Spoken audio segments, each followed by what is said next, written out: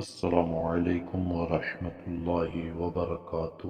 میں سید اللہ نواز جیلانی، آپ دیکھ رہے ہیں جیلانی وائس۔ امید کرتا ہوں آپ خیریت سے ہوں گے۔ چینل کو سبسکرائب نہیں کیا تو سبسکرائب کیجئے تاکہ ہر آنے والی ویڈیو آپ تک پہنچ سکے۔ مہمان کا رزق نکال دیا گیا۔ بیان کیا جاتا ہے کہ کسی گاؤں میں ایک صاحب کا اپنی بیوی سے جھگڑا ہو گیا۔ ابھی جھگڑا ختم نہیں ہوا تھا کہ اسی وقت میں ان کے گھر مہمان آ گیا۔ خاوند نے اسے اپنی بیٹھک میں بٹھا دیا اور بیوی سے کہا کہ فلاں رشتہ دار مہمان آیا ہے، اس کے لیے کھانا بنا لو۔ وہ غصے میں تھی، کہنے لگی نہ تمہارے لیے کھانا ہے نہ تمہارے مہمان کے لیے۔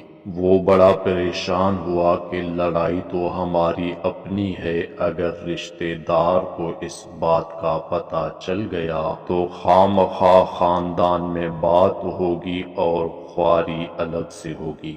لہذا خاموشی سے آ کر مہمان کے پاس چپ چاپ بیٹھ گیا۔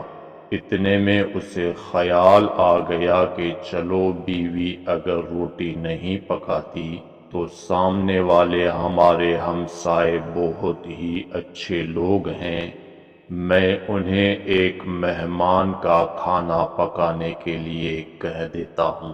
چنانچہ وہ ان کے پاس گیا اور کہنے لگا کہ بیوی کی طبیعت آج کچھ خراب ہے، لہذا آپ ہمارے مہمان کے لیے کھانے کا انتظام کر دیں۔ انہوں نے کہا ٹھیک ہے۔ وہ مطمئن ہو کر مہمان کے پاس آ کر بیٹھ گیا کہ مہمان کو کم از کم کھانا تو مل جائے گا، جس سے میری عزت بھی بچ جائے گی۔ تھوڑی دیر کے بعد مہمان نے کہا کہ ذرا ٹھنڈا پانی تو لا دیجیے۔ وہ اٹھا کے گھڑے کا ٹھنڈا پانی لاتا ہوں، اندر گیا تو دیکھا کہ بیوی تو زاروں کی طرح رو رہی ہے۔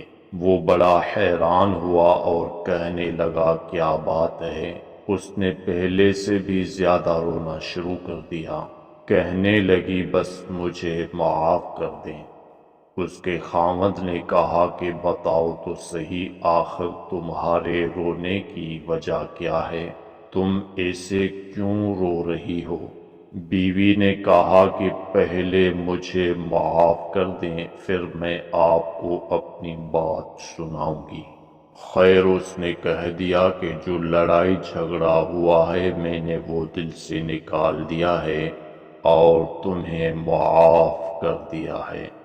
پھر وہ کہنے لگی کہ جب آپ نے آ کر مہمان کے بارے میں بتایا اور میں نے کہہ دیا کہ نہ تمہارے لیے کچھ پکے گا اور نہ ہی تمہارے مہمان کے لیے کچھ پکے گا تو آپ چلے گئے، مگر میں نے دل میں سوچا کہ لڑائی تو میری اور آپ کی ہے اور یہ مہمان رشتہ دار ہے، ہمیں اس کے سامنے اپنے جھگڑے کی پول نہیں کھولنا چاہیے۔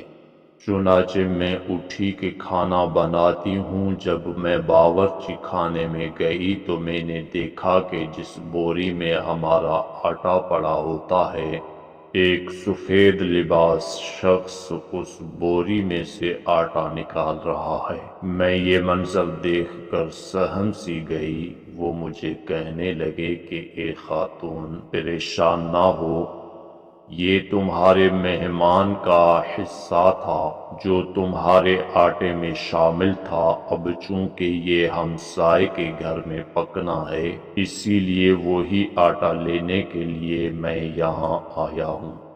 اس واقعے سے ثابت ہوتا ہے کہ مہمان بعد میں آتا ہے، جبکہ اللہ تعالی اس کا رزق پہلے بھیج دیتا ہے۔